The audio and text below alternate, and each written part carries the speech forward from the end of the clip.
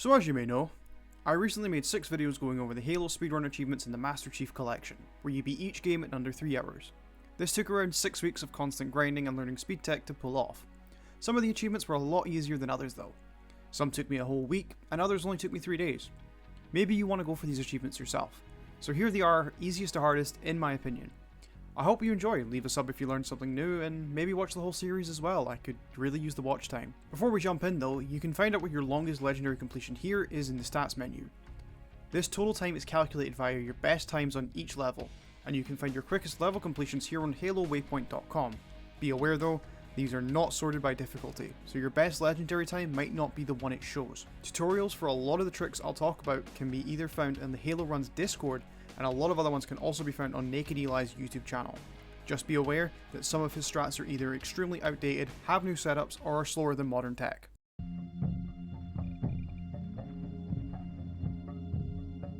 No surprise to anyone, ODST and Nagato makes moving easy, named after speedrunner HLG Nagato, are top of the list. In my opinion, this legendary is super easy to begin with, making it a really good starting point. I actually got this achievement on stream by complete accident.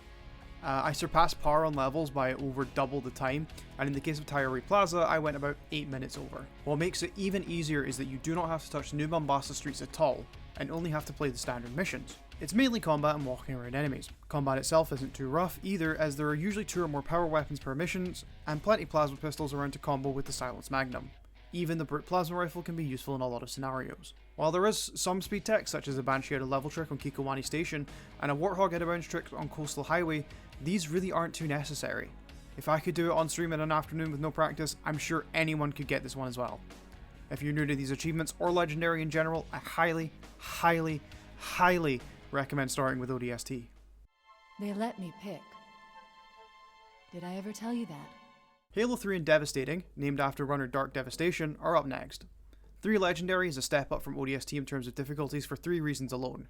It's a longer game, you have to deal with a flood, and Cortana. Of the original trilogy, the Legendary here is by far the easiest. With 9 missions, it's not really that rough to pull through. In terms of movement tech, you have crouch jumping on slopes to get through movement seconds easier, and quite a few tricks per level to make getting through a lot easier as well. In Sierra 117 alone, you have the Ghost Jump, the waterfront you can use to walk around this encounter, and the Gap Jump here. There's a lot to be skipped. There's also a lot of levels like Crow's Nest where unfortunately you do have to do a lot of combat, and then there's Savo Highway where the strat is literally just to drive and not die. If you want to be extra, you can do a lot of the Gravity Hammer launches I showed off from Gelt Jr.'s GDQ run. Not only do these look super duper sick, they save so much time as well. On Crow's Nest you can straight up skip the barracks, and on the Covenant you can skip the Flood Bridge in both ways. The Brute Shot is also a main weapon used for tech, like in Sierra 117 again, or to do this cool jumping combo with a frag on the Arc. Even combat wise, Halo 3 is not that difficult in any way, shape or form. You usually have a battle rifle or carbine at all times for easy headshots, and breaking brute armor is far easier than breaking elite shields. Berserking brutes are also super easy to headshot. Bungie really wasn't cooking when they designed the Halo 3 brutes. Flood are also the easiest they've ever been, given combat forms have the consistency of melted chocolate, and there's a huge abundance of melee weapons to just instantly melt them. A step up from Nagato for sure, but still number 5 on the list. Wake up, Chief. You're Joking, named after runner and 343 employee ProRace Joker, is up next. Halo 4 as a speed game is greatly underlooked in my opinion.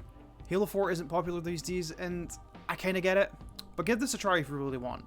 IMO, if you're just going for the achievement, this is the least trick heavy one to go for, next to Nagato of course. There's only 8 missions, and if you play well, it's pretty straightforward. For proof of this, I basically did casual run-throughs of Infinity, Composer, and Midnight, getting all over 30-minute times and still managing to optimize the other levels. Dawn can be run through in under 10 minutes, Requiem can be run through as well as Forerunner, however this is utilizing some out-of-bounds platforming, and Shutdown can be circumvented by a huge crack. Reclaimer can be trick heavy, but it's relatively simple honestly. Halo 4 combat is also probably the simplest in the series given how dumbed down the Covenant AI is. Elites aren't quite as elite as they used to be, kinda just standing there and letting you noob combo them. Jackals can be easily dispatched, and Grunts are just kinda there. Then there's the Prometheans. My favourite! Luckily, if you're rushing, you don't have to deal with them much outside of Infinity and Midnight. Since you skip most of them via Ubing on Forerunner and circumvent them on Shutdown, they're actually pretty tolerable, at best. Since you're also running through a lot of the levels, you won't run into ammo issues you would usually when playing Halo 4 Legendary. This was by far the most fun I've ever had with Halo 4, and even if you don't like Halo 4 as a game, I'd still recommend giving this achievement a try, even if just to say you got it.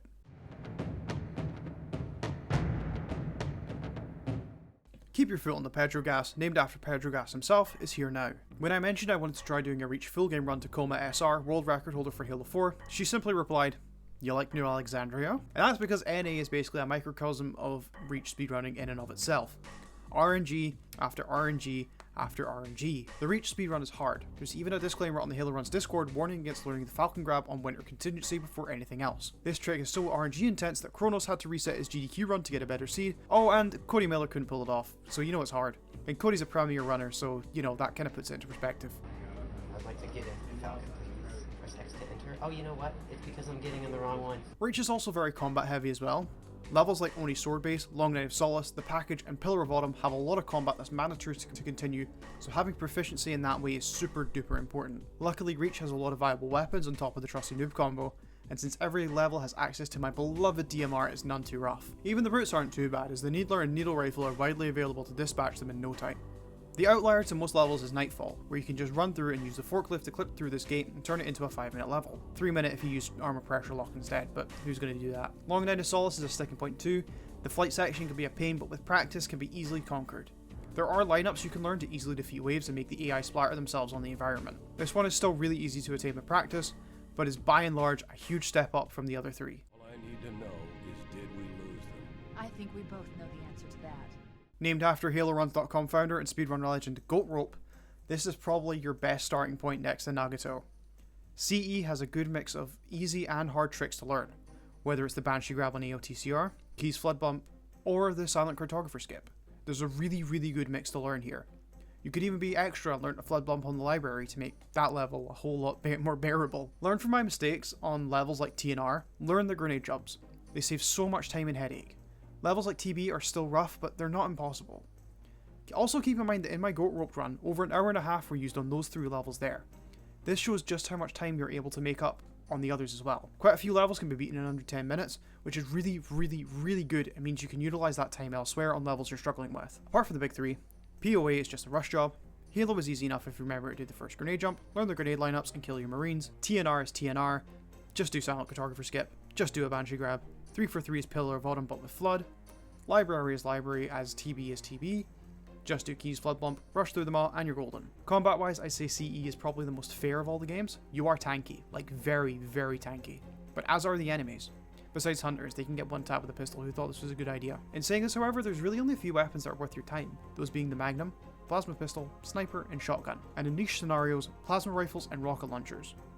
It's still tough though, but not impossible. Take time to learn and practice, and you got this. You told me there wouldn't be any cameras. And you told me you were gonna wear something nice. To absolutely no one's surprise, the least obtained speedrun achievement, named after runner Mr. Monopoly, is top of the list. And it's here for good reason. Halo 2 Legendary itself is so rough it's not even funny. One small mistake will kill you instantly with no warning or wait it back out. You can only engage enemies if you know you have a 100% chance to win, as even a 1% differential can send you back to a previous checkpoint. For the first section of the game up to Gravemind, your options for weapons are severely limited.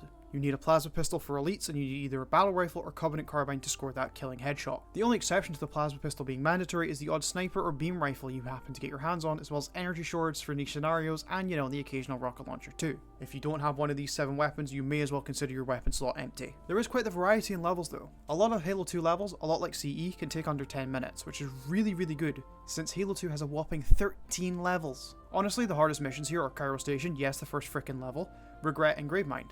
The rest are just whatever. Outskirts, just do the roof run. Metro is rough, but you'll get there, I know you will. Arbiter is a rush job. Oracle has the pressure launch that makes you invincible. Delta Halo is a platformer. Sacred Icon is a rush job as its quarantine zone.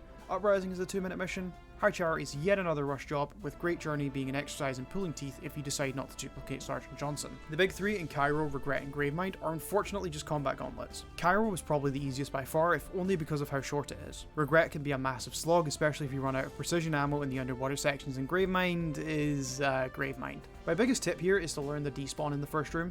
It will save so much headache. After this, just pop heads with your carbine and beam rifle and abuse sword swipes where you can. And these sort of garden sections you can just platform up top too.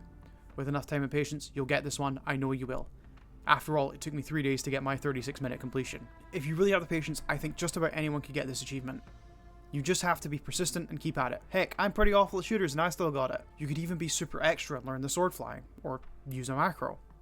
Not only does this look sick as frick, it saves loads of time in many places, and makes movement through open areas and levels like Gravemind a breeze. Overall, these achievements are super duper fun to go for, and honestly, I am so glad I decided to go get them.